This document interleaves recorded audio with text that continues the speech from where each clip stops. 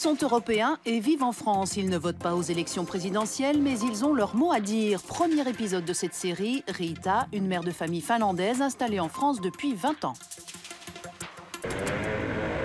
4 heures à la sortie d'un collège privé dans une banlieue chic de la région parisienne. Ilona, inscrite en 6e, rejoint sa mère. Rita est finlandaise. Elle s'est installée en France par amour il y a 20 ans, mais elle a un peu déchanté quand elle a dû scolariser ses enfants. Elle a découvert en même temps qu'eux un univers très compétitif. Déjà, avec les profs, c'est tout le temps « si vous faites pas ça, ce sera une colle, si vous faites pas ça », beaucoup de menaces. J'ai beau avoir été pas mauvaise à l'école, mais ici, je sais rien faire. Et c'est la méthode, c'est la façon de faire qui est très très difficile.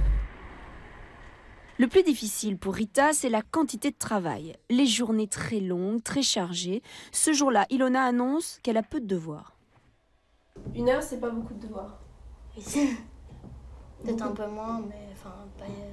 Tu es facilement 1 heure quand même. Peut-être. Et beaucoup de devoirs, c'est combien de temps? Ça n'en 2 heures, finit plus. peut-être 2h30. Ça n'en finit plus. On met la pression et on pense qu'on obtient de bons résultats avec ça. En Finlande, je dirais que c'est presque l'inverse.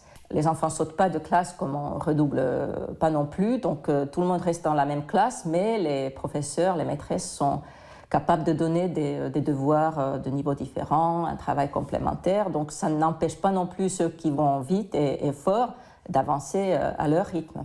Avec ces méthodes plus cool, comme dit Rita, la Finlande est pourtant première de la classe en Europe, en tête du classement PISA pour le niveau des élèves.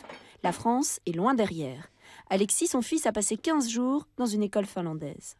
Les journées sont beaucoup plus courtes, c'est 9h, 1h.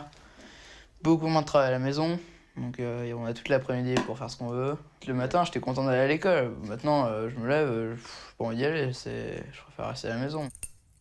Alexis comme Ilona sont pourtant de bons élèves. Ce qu'ils ont aimé dans l'école finlandaise, c'est de pouvoir faire plus de sport et des travaux manuels. On met plus l'accent sur l'enfant dans sa globalité, donc on cherche une ouverture, effectivement, non seulement à travers les matières scientifiques, mais au travers de beaucoup de choses différentes. Rita reconnaît que bien sûr, tout cela est plus facile à réaliser dans des classes avec 22 enfants maximum, contre 30 dans les écoles françaises.